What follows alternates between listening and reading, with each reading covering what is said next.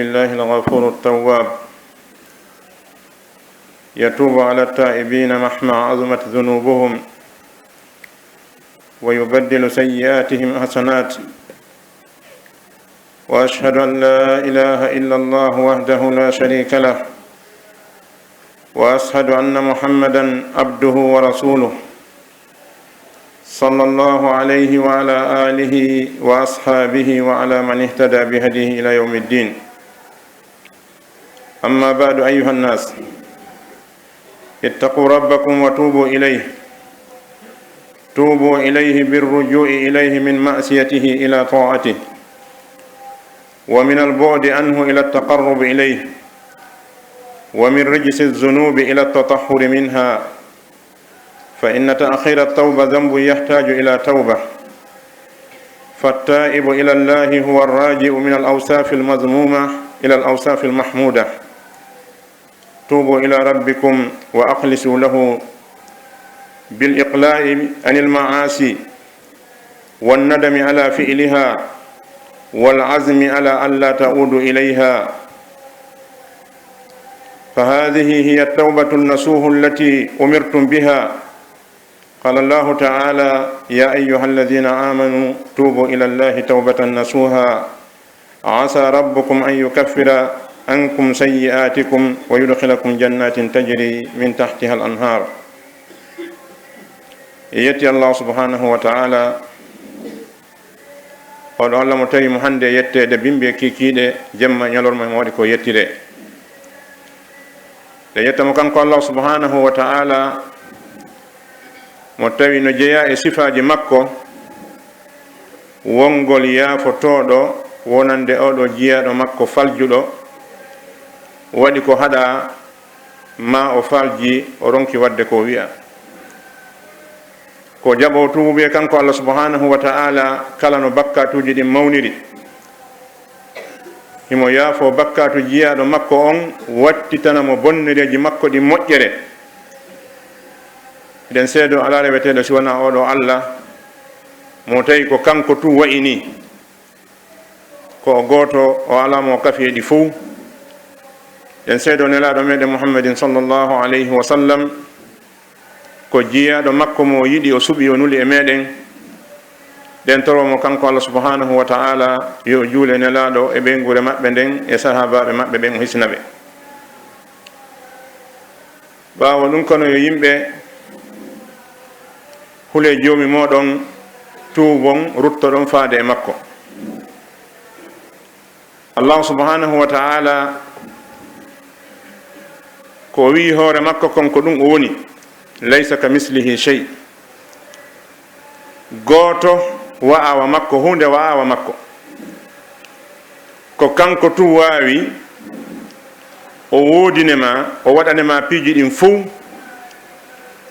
o yamirema saloɗa o jeejema kadi ya toromo yo accane. kanko Allah tu waawi ɗum. kanko tu waawi woodindema o waɗanema piiji ɗin fuu o haɗema saloɗa o yilto kadi o wiyema ya jeejumo yo accane. idan Allah subhanahu wa ta'ala ko je yurmede mo yurme jiyaɓe makko ɓen. haray neɗɗo julɗo on no hani andude yurmede Allah nden hinde woodi kono noon ko ɗaɓɓetende piiji ɗiɗi henduma an neɗɗo on e lette Allah ɗen. si a waɗiɗi haray a yeehi nder ton, si a acciɗi amali ko Allah wima ya accu kon. si a acci hande kadi a sabbaki probléme ɓawo ɗum. so wima ya accu a accali no heddanima hunde wotere mo wima ya yiltude jeejama o accante kanko. si tawi a yeddi Allah subhanahu wa ta'ala yiltike Allah jeejima ya a jeejumo kanko yo accane, tawi ɗum kadi a wakkilaki. si oɗo yeehi letti haray ko hombo toñi mo, haray ko kanko toñi hoore makko. saabu Allah subhanahu wa ta'ala o wi'ino la yajudu bi rahmatihi ala man bakhila bi ta'ati, o okkata yurmede makko nden wuddirɗo ɗoftagol mo. idan haray no hani neɗɗo yo tuubu rutto faade Allah subhanahu wa ta'ala, acca yeddugol mo ngol arta e ɗoftagol mo, acca woɗɗitagol mo ngol arta e ɓattagol mo. laɓɓina hoore mum immorde bakkatu ko waɗi nennugol tuububuye ko bakkatu tawɗo kadi no hande tuubugol. waɗugol bakkatu on ko bone, neɓugol tuubali e bakkatu on kadi ko bone goo mo tawata eɗa hani tuubude e muɗum. idan no hani neɗɗo yo yawno rutto faade Allah subhanahu wa ta'ala, o hasba hoore makko. neɗɗo kala no andi hoore mum, mo kala no andi ko honto wakkilori, ko honto lo'iri, mo kala no andi bonnireji mum ɗin hakkude mum e Allah subhanahu wa ta'ala. idan no hani yo neɗɗo on wakkilo tuuba, ko woni tuubuɗo faade Allah subhanahu wa ta'ala ko neɗɗo iwɗo e sifaji ŋiñaɗi ɗin, o arti e sifaji yettiniɗi ɗin. oɗo tuubu buye Allah subhanahu wa ta'ala noddi en faade e muɗum, o yamiri en ɗum, o rerɗini en ɗum kadi. nana foore makko wona kulol meɗen, ko anangol en, sabu mo andi ko o hebli kon fi yedduɓe mo ɓen heƴata e meɗen, si e wakkile ke noon haɗa ko ɗum wonton. idan kanko subhanahu wa ta'ala o noddi yimɓe gomɗinɓe ɓen ɓay ko ɓen jaɓantamo, ko ɓen nototo noddanu makko ndun, ko ɓen watta yamiroje makko ɗen, ko ɓen kadi accata ko haɗi kon. ya ayuha alladina amanu tuubu ila llahi tawbatan nasuha, ko onon yo gomɗinɓe tuube faade ka Allah subhanahu wa ta'ala tuubu buye laaɓuɗo. jaka ɗum ɗo no holli neɗɗo no wona gomɗinɗo fi a woni gomɗinɗo itta wonde a falje, sabu so tawno haɗa so tawi neɗɗo woni gomɗinɗo faljatano, gomɗinɗo noddotake yo tuubu. kono Allah subhanahu wa ta'ala na heferaɓɓen o noddi yo tuubu ko gomɗinɓe ɓen. ko gomɗinɓe ɓen o wi wa tuubu ila llahi jami'an ayyuhal mu'minun la'allakum tuflihun. tuube ruttoɗon ka Allah subhanahu wa ta'ala ko onon yo gomɗinɓe fi yo on male. idan no hani goto kala yiltito Allah subhanahu wa ta'ala o noto noddande makko num. o wi ya ayyuhalladina amanu tuubu ila llahi tawbatan nasuha, tuube ruttoɗon ka Allah tuubu biye laaɓuɗo, mana accugol ninsugol taw bonnere nde wonnoɗa e muɗum nde. fiɓugol a yiltotata ko e muɗum, acca bonnere nden. sa waɗi ɗum ɗo haray a ruttike faade Allah subhanahu wa ta'ala. idan Allah subhanahu wa ta'ala o holli kadi so tawi neɗɗo on tuubi ruttike, no wodanimo piiji dan nder ton. go'o Allah subhanahu wa ta'ala yafantomo bonnere makko nden, ɓaawo ɗum kadi o naada mo aljanna. neɗɗo on ala ko ɗaɓɓata heɓe aljanna, sabu kala ko faalaɗa kon o wi'ali aljanna, o kontuno ha tuma goo, tawi kontugol ngol siko konti ha lannata, o wi fiha ma tastahihi l anfusu wa taladdu l ayun. idan konngol ngol tawata ngol ɗo feƴƴetako, si a konti ha ronki ko ɗo dartoɗa, o wi no nder ton kala ko tawata wonki no faala. ɗo a wawata kontude ha wiya faaleji wonki ko jelu. idan ndaaru kala ko wonki makin faala, ma none mo wonki makin faala on. sabu so wi ko juuri e ɓiɗa ɗa wiɗa faalaka ɗum, so wi ko beere e kosan a wiɗa faalaka ɗum. joni o raɓɓininanma konngol, o wi fiha ma tastahihi al anfus. no ton kala ko tawata wonki kinno faala. idan kala none mo faalɗano nder ton. idan sa tuubi a ruttike faade Allah subhanahu wa ta'ala, a jaɓi wonde ka o wima ɗon, a jaɓi wonde jiyaɗo makko, tawi o yamirte waɗa o haɗema acca. Allah subhanahu wa ta'ala montante ko feƴƴino kon e bakkatuji maɗa ɗin, ɓaawo ɗum kadi o naadema aljanna.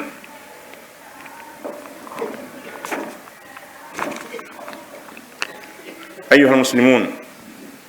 اعلموا أن الله يقبل التوبة من عبده ما لم يغرغر بروحه.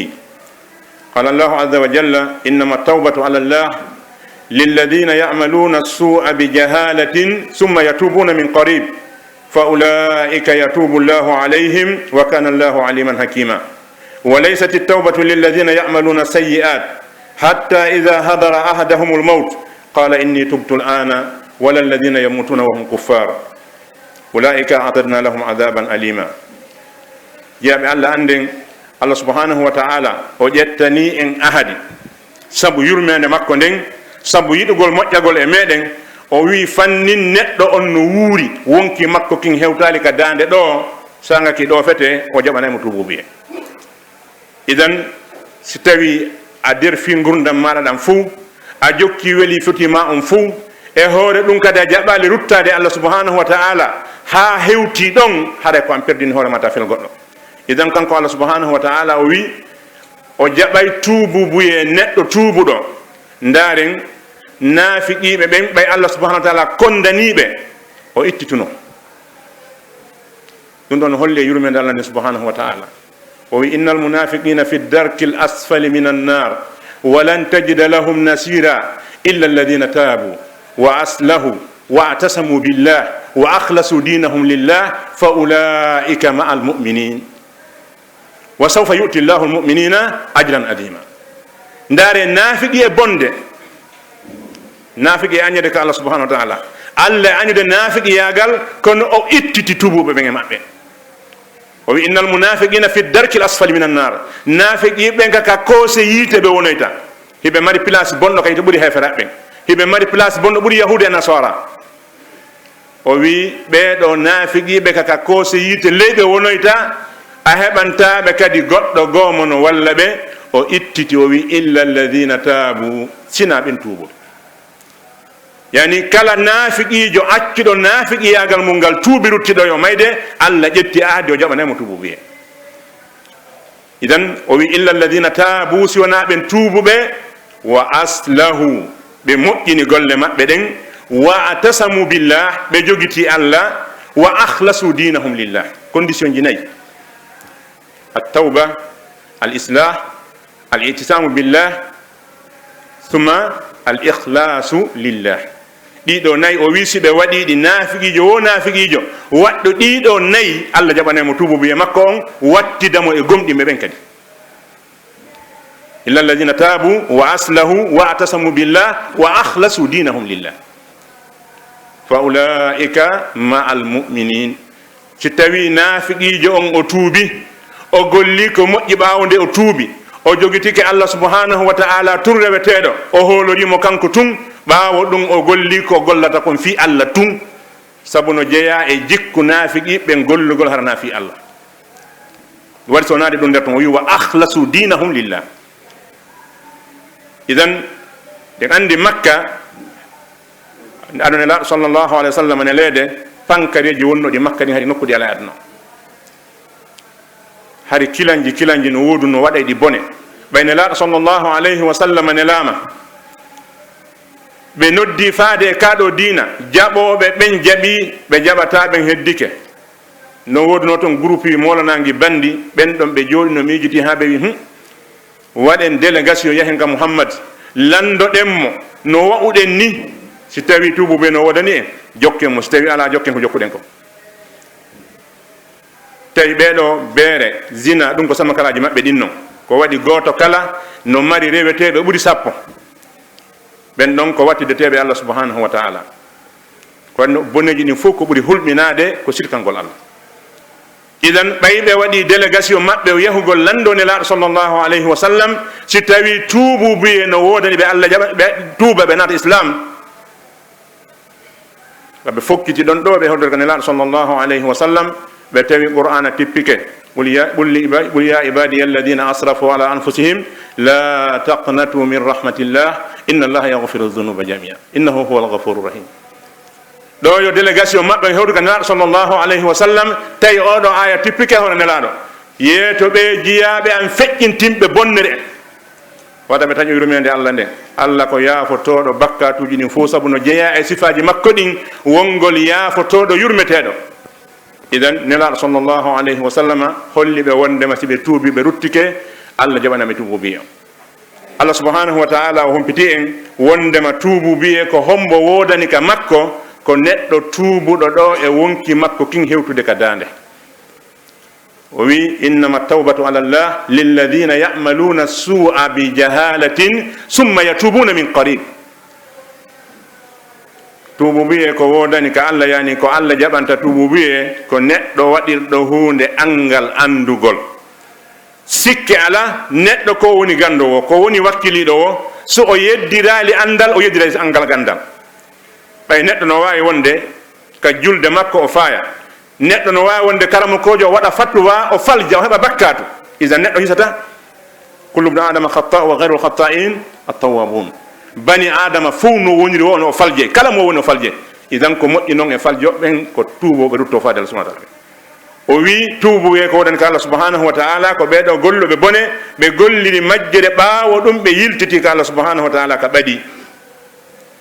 ɓeɗo Allah subhanahu wa ta'ala wi wa ulaika yatubu llahu alayhim, ɓen ɗon Allah jaɓanaɓe ɓe tuubuɓe. fi honɗum Allah no andi fiyake maɓɓe on, ko ñeñuɗo kadi o watta hunde kane gasta. ɓawo ɗum o wi tububuye alana ɓeɗo yimɓe gollayɓe ko boni, gollayɓe bonɗi ha mayde goɗɗo e maɓɓe hewta. qala inni tubtu l ana, si a jokki jeeno ha guri ma fo ñuɗike, a accirali ɗum fi Allah, tawi ko wonɗa e accirde hande kadi ko ɓay feere ala ko ma acca, ella ala accu tuuba rutto e Allah, kono no hanama makoɗa moƴƴa, saabu na fi Allah accirɗa. tuubu biye ko ɓuri moƴƴude ko accirgo fi Allah, acca hunde nden fawno ka wawɗa nde wadde ɗon, tawa ɗa mari feere waɗugol nde sela ɗon, tawa ɗa wawi joɗade ñallal heɓa 100 000 200 000 1 million 10 million riba, muññoɗa e hoore 1000 francs goto pettarami e maali ɗi fewdo ɗon, si yahi ha tawi golluɗa a golla heɓata wiya acci, Allah ala hajon accugol ɗon. idan ɓeɗo golluɓe, o wi ɓeɗo tuububuye alana golluɓe boneji ha mayde hewtani goɗɗo e maɓɓe, o wi joni mi tuubi, wona kadi ɓe mayduɓe keferago. ɓeɗo Allah subhanahu wa ta'ala wi no marani ɓe lette.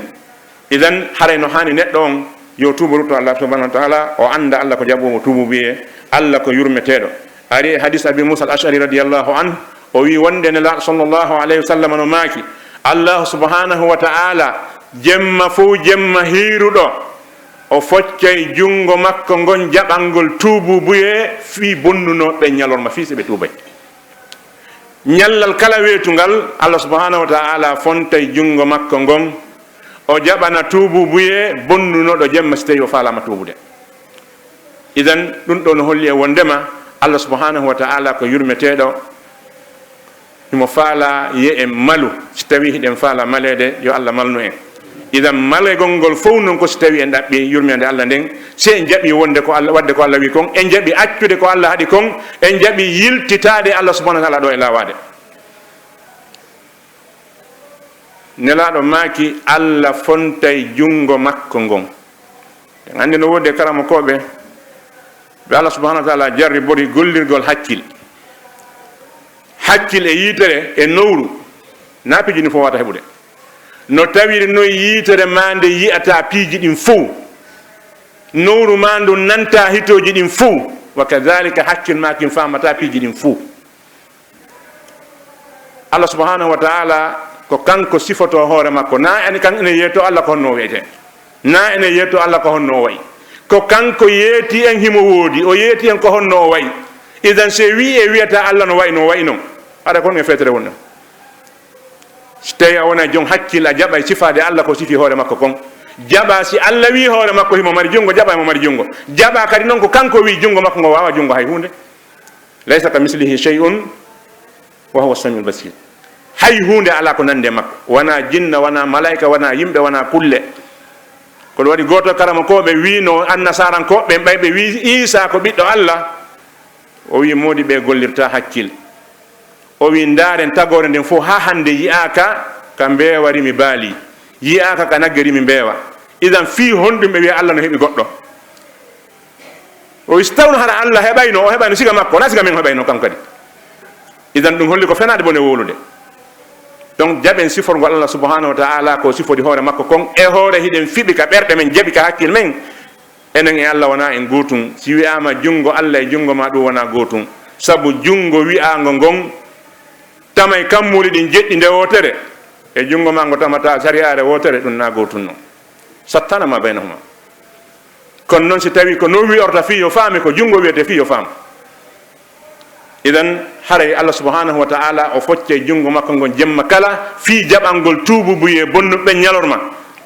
si a falji e nder ñallal ngal a bonni, ma a tewike a bonni, ta haɗu watta a taƴo rutto e Allah subhanahu wa ta'ala, toroɗamo yaafuye. wa kadhalika sa a falji e nder jemma ma on, ma a tewike a bonni, ta a taƴo, kono no hulɓini tewagol bonnagol. sabu ɗo ka aya ko wi ko lilladina ya'maluna su'a bi jahala, ɓen gollirɓe bone majjere, o wi ko ɓen tubuɓe wodani. so tawi noon an ko gollirɗa bone on na majjere ko teware, a innatake ta tuubu, a taƴantake yurmede Allah nden, sabu yurmede Allah nden ko kanko jeeyne, kanko andi mo hokkata nde.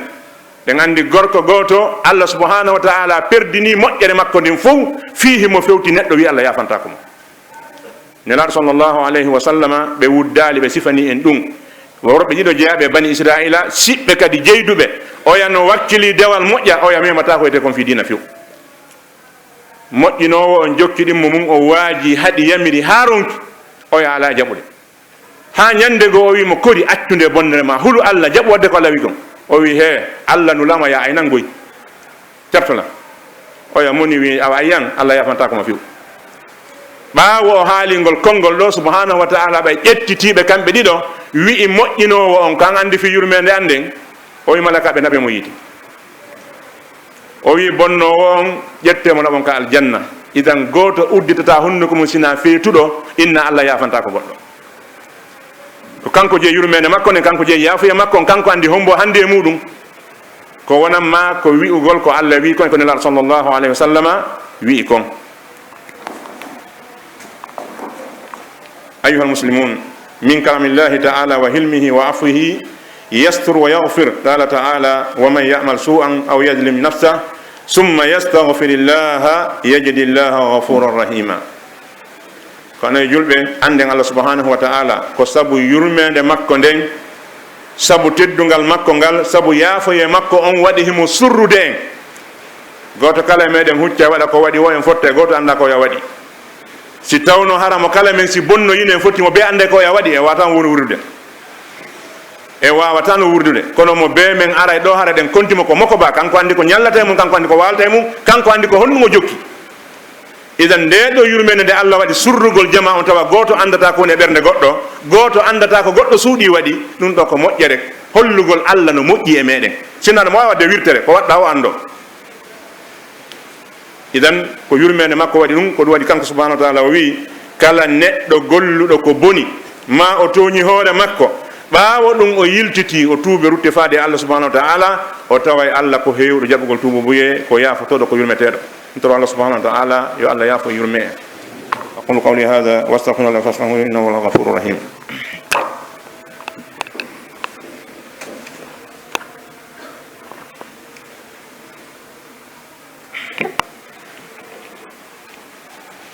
الحمد لله وحده والصلاة والسلام على من لا نبي بعده عباد الله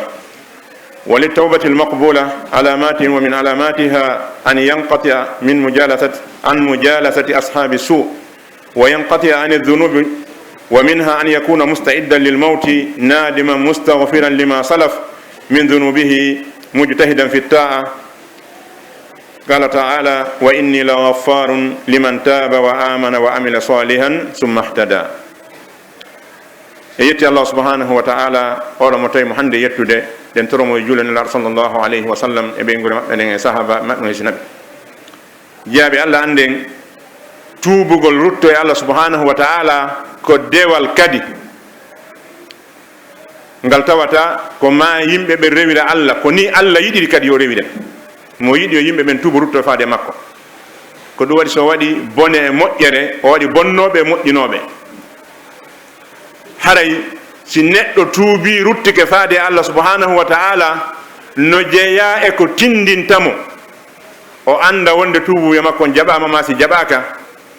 ala mande jaɓede tuubuye karama koɓɓe no sifi ɗum piiji tindinayɗi hari komi bonnowo wonno mi acci Allah subhanahu wa ta'ala no tañƴini no mi woniri ni o jaɓanilam on ti fellitata kono haray ɗon no tama ono sori Allah jaɓani neɗɗo goo accugol ma wondiɓe bomɓe ɓen taw so tawi a wi a acci bonnere an e bonnoɓen on sertali ko fenande wonɗa anil mar'i la tas'al wabsir qarinahu fa kulla qarini lil muqarini yaqtadi wata a lando goɗɗo ko honno o wayi ko hombo o woni ndar ko homɓe o wondi sa andi ɓe wondi hara a andimo idan si tawi woni a accitali wondiɓe bomɓe ɓen a wi a acci bonnere nden ko fenande wonɗa go'o tuubu buye on tawo ko ya sel wondiɓe bomɓe ɓen ɓe jeeni waɗi danaɓe zina kala alaka wonɗo hakkude moɗo wallodiral wongal hakkude mo taƴe ngal si ɗon golli dayno fi jawdi kala huwodiral wongal hakkude moɗon taƴe ngal few serta e maɓɓe ka jonde e ka jokkodiral ɗum woni go on taw wawata wonde hiɗa wondi e bomɓe ɓen a bona ko waɗi hay sa waɗal koɓe watta kon kono a yiɗe koɓe watta kon si a yiɗi koɓe watta kon hay sa waɗal kon gotum ko ɗum waɗi oɗo neɗɗo mo nelaɗo sallllahu alayhi wa sallam sifani en neɗɗo warnoɗo o yimɓe temedere warɗo capanɗe jeenayo o faala tuubude rutto ka Allah o yahi o landi ceerno goto fi tuububuye makko o wi tuububuye alanamo o wari on ɗon timminiri temedere ɓaawo o landitoyke goɗɗo goo anduɗo o wimo tuububuye no wodanma kono ko a iway ndi leydi ndi wonɗa ɗo taw ka warɗa ɗo yimɓe temedere a iway ɗo taw sabu ndi ko leydi bondini a egga ɗo yaha nokkel kaari yimɓe moƴƴuɓe wonto yaha to moƴƴinoya idan ko atti wadde kon taw ɓaawo o décidi tuubugol kon ɗum ko eggugol yimɓe bomɓe ɓen a tuubata zina hiɗa wondi e jeenoɓen e quartier ma ka wonɗa ɗon kadi quartier ka wonnoɗa e jeenude ɗon jeenoɓe wonduɗa ɓen seɗa falaccude ɗum a acce quartier o pottoɗa few par ce que a pottaki ɓe a ƴette deften tun taw ɓe huɗɗoma wiide e alaji en ceerno en ɓe awmi ma ha hersa tawa ma wallina ɓe wontante cheytane idan oɗo tawno ko ma o egga taw ka o wonno ɗon o yaha nokkugo fi o wawa moƴƴinde idan sa jokkodirali e moƴƴuɓe ɓen a wawata moƴƴude ɗimmum ɗum alamadeji ɗin koye neɗɗo on feru bakkatuji ɗin wawata wonde hiɗa tuubude hiɗa bonnude haray no metti fi misal mum no wayi wa yaha wuppa ha laaɓa pos ƴetta fukaka mbullari kadi kono wattata kadi koya liilu ko haray joni kadi ko a yilto kadi wuppa idan ko ɗon luttata si tawi woni hiɗa wiide astahfirullah hiɗa yiltade bonna kadi haɗa han josama kala wonɗa ko ma sela bakkatuji ɗi tammum ɗum ko ya heblo fiika fokkituɗa ton fanni neɗɗo wonali hebliɗo fi lakara makko on yo andu haray mo ɗayintiti seeɗa heblugol ka yaata ton anda do ka wonɗa e yahude ton ko ñamata ton kon ko yarata ton kon ko wattotoɗa ton kon ka hoɗata ton ko moƴƴinta ɗum si yaha lakara Allah subhanahu wa ta'ala o waɗi aljanna o waɗi yide kono ko an gollata ga ko naɓa ko jonnema geɓal ma ngal ton ko sa gollale hunno tan alanama ton idan ko ma wakkiloɗa golla fi lakara maɗa on Allah subhanahu wa ta'ala wi en wa inni la ghaffarun liman taba wa amana wa amila salihan summa ihtada o wi mi jaɓanay tuububuye wonande on tuubuɗo kono naɗo on hatti ni la ghaffaru liman taba wa amana wa amila salihan summa ihtada en andi ɓeɗo ɓe o jantino ka suratu nur والذين لا يدعون مع الله إلها آخر ولا يقتلون النفس التي حرم الله إلا بالحق ولا يزنون ومن يفعل ذلك يلقى أثاما يضاعف له العذاب يوم القيامة ويخلد فيه مهانا o wi jiyaɓe makko ɓen ko ɓen ɓe noddidata Allah e goɗɗum ɓen ɓe warata wonki e hoore toñe ɓen ɓe watta zina mo waɗi ɗi o heɓoyay lette sowodirteɗe yawmal qiyama o watti yeeso ɗon honɗum illa man taba ko ɗon hatti illa man taba wa amana wa amila amalan salihan si a tuubi a moƴƴinali haray a tuubali si a tuubi a moƴƴinali haray a tuubali ko ma wona moƴƴinowo ko waɗi bonnere nden no mari lonto noppi maɗi jentinoki ko harmi si a tuubi jentagol ko harmi hon ɗum ko a deƴƴu tun koye a jentodi ko dagui gite maɗe daarino ko harmi si a tuubi ko honɗum ko ya daariɗe ko dagui hunduko ma ko wowlino bonɗi si a tuubi ko ya wowlu ko moƴƴi idan ma ɓawo tuubu biya onti golla ko moƴƴi illa man taba wa amana wa amila amalan salihan si wona on tuubuɗo gomɗini golli golle moƴƴe ɓawol mo wi fa ulaika yubaddilu llahu sayyi'atihim hasanat si tawi onti tuubi o gomɗini Allah subhanahu wa ta'ala o golli golle moƴƴe Allah wi sanzay boneji makko ɗin watta moƴƴi karama koɓe no yewti ɗo piiji buy ɗi fof ɗi fennatake hakkil no jaɓi ɗi woɓɓe wi'i ko bakkatuji makko kiɗɗi ɗin tigi Allah sanzata waɗa baraji woɓɓe hakken ko monani bonnoɓen kon ɓe wi wona ɗum fi wawata wonirde noon ko tere bonnaynoɗe ɗen wontata tere moƴƴinoje tere bonnaynoɗe ɗen ko ɗen sanzete ɗe iwa wonde bonnayɗe ɗe wonta moƴƴinayɗe ɗi fof majji hakkil no jaɓi ɗi Allah subhanahu wa ta'ala ko wi ko wattita e boneji ɗi moƴƴi jaɓen watta e boneji ɗi moƴƴi idan haray ko ma neɗɗo on eto o tuuba rutto faade Allah subhanahu wa ta'ala nelaɗo sallllahu alayhi wa sallam ɓe makani en attaibu min azambi kaman la damba lah. Neɗɗo tuubuɗo e bakkatu oɗo emo mara bakkatu ɓe fotater, sabu ɓe fof ɓe mara bakkatu. Yani neɗɗo mo meeɗali bonnude ha hande e neɗɗo bonnuɗo duuɓi 30 ma 40 o tuubi tuubu e ɗaɓɓaɗo on, ɓe fof ɓe mara bakkatu ka isan koɓe gotum. Haysi ɓe ɓurdi dardiaji ka Allah subhanahu wa ta'ala sabu waɗano golli ko moƴƴi adimo, kono wattanila moƴƴa